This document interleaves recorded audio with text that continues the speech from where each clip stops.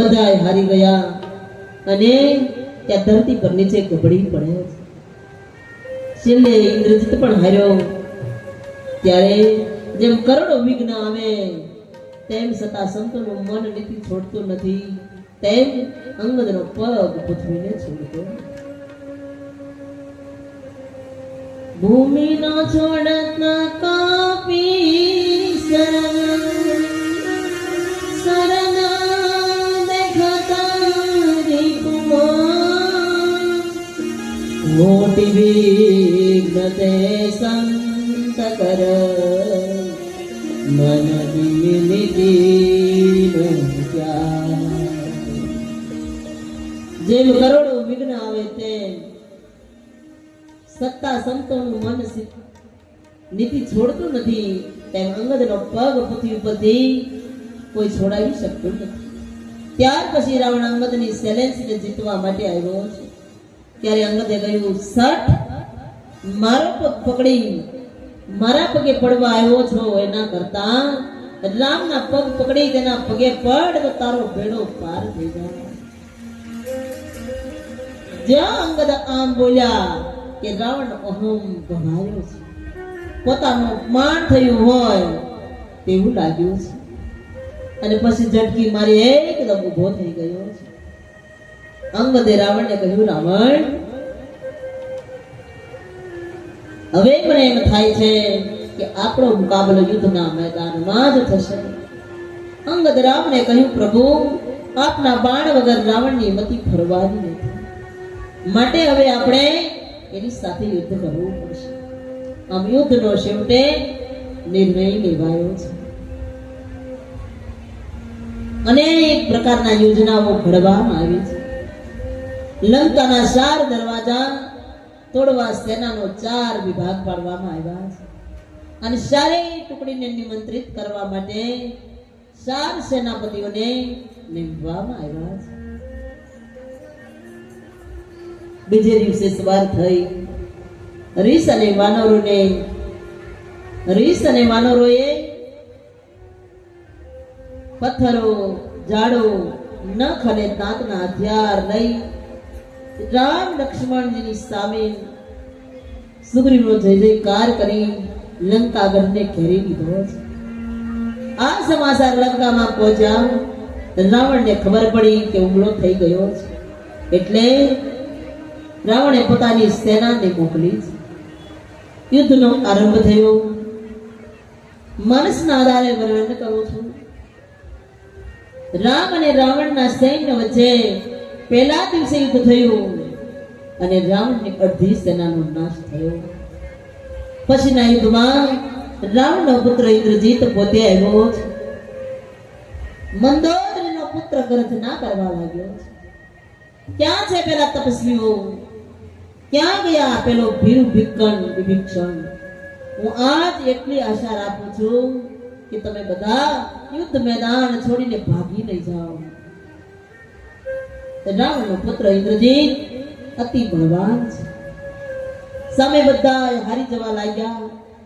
રામે લક્ષ્મણજી સામે જોયું. લક્ષ્મણજી રામજીનો ઈશારો સમજી ગયા. ધનુષ્ય બાણ લઈ ઇન્દ્રજીતનો મુકાબલો કરવા રણાંગણમાં રામ આવ્યા છે. બંને વીર યોદ્ધા સામે સામે યુદ્ધ કરવા લાગ્યા. બંને વચ્ચે ભયંકર યુદ્ધ થયું. ઇન્દ્રજીત મુસીબતમાં ફસાયો, તેથી તેણે કપટલ સ્વાર ચાલુ કર્યું છે. અનિવાર્ય સમયમાં જે સાંગ વાપરવાની હતી તે વીર ઘાટીની સાંગ ધનુષ પર ચડાવી. સંતો કહે છે, સાંગ સુટતાની સાથે અયોધ્યામાં 3 માતાઓને તેમજ ઉર્મિળા અને નંદીગ્રામમાં રહેતા ભરતજીને તેમજ અશોક વાટિકામાં બેઠેલા સીતાજીને અને સુબેર પર્વતની તળેટીમાં પરમાત્મા રામજીને અપશુકનો થવા લાગ્યા. ઇન્દ્રજીતે બાણ ફેંક્યું એટલે સીધું લક્ષ્મણજીની છાતીમાં વાગ્યું. રામ કહ્યું, લક્ષ્મણજી ગુસ્સા પામ્યા અને ધરતી પર ઢળી પડ્યા. આમ ઇન્દ્રજીતનો વિજય થયો. ઇન્દ્રજીત લક્ષ્મણજી તરફ દોડ્યો. લક્ષ્મણજીને ઉસકાવવા લાગ્યો. એટલામાં ત્યાં મારુતિ નંદન હનુમાનજી પહોંચી ગયા. એમણે એકદમ ગર્જના કરી. સંધ્યાનો સમય થઈ ચૂક્યો હતો. ત્યાં તો ઇન્દ્રજીત અને તેનો સૈનિકો રણ મેદાન છોડી જીવ લઈને ભાગ્યા. પછી હનુમાનજી મહારાજે ફૂલ ઉસકે તેમ લક્ષ્મણજીને ઉસકી રામજી પાસે લાવ્યા. ભગવાને પૂછ્યું, હે મારુતિ, આ શું છે?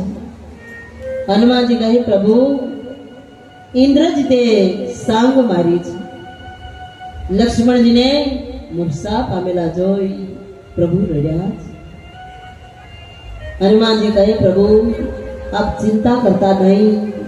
હું લંકામાં જઈ સુષેણને લઈને આવું છું. આપ મને રજા આપો મહારાજ. આટલું કહી હનુમાનજી જય શ્રી રામ કહીને લંકામાં પ્રવેશ કર્યો.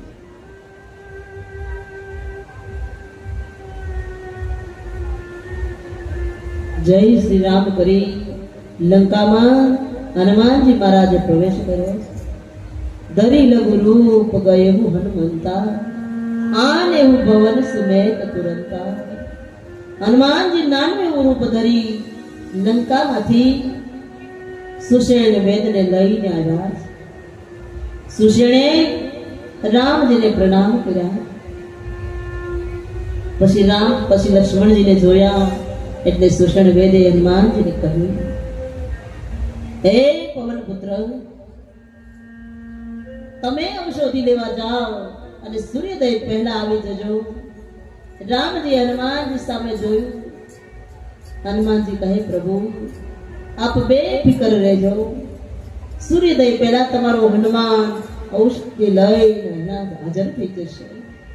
અને સૂર્ય જો ઉગવાની તૈયારી કરશે તો મહારાજ, હું આપના સોગંદ ખાઈને કહું છું કે હું સૂર્યને ઉગતાની સાથે પકડીને મોઢામાં મેલીને ગળી જઈશ, પરંતુ સવાર નહીં થવા દઉં મહારાજ.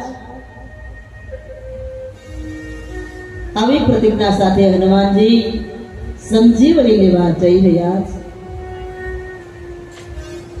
હનુમાનજી સૂર્યોદય પહેલા આવે નહીં એટલે રાવણે કાળનેમી નામના રાક્ષસને વિઘ્ન કરવા માટે રસ્તામાં મોકલ્યા. કાળનેમી પૂર્વજન્મમાં ગંધર્વ હતો.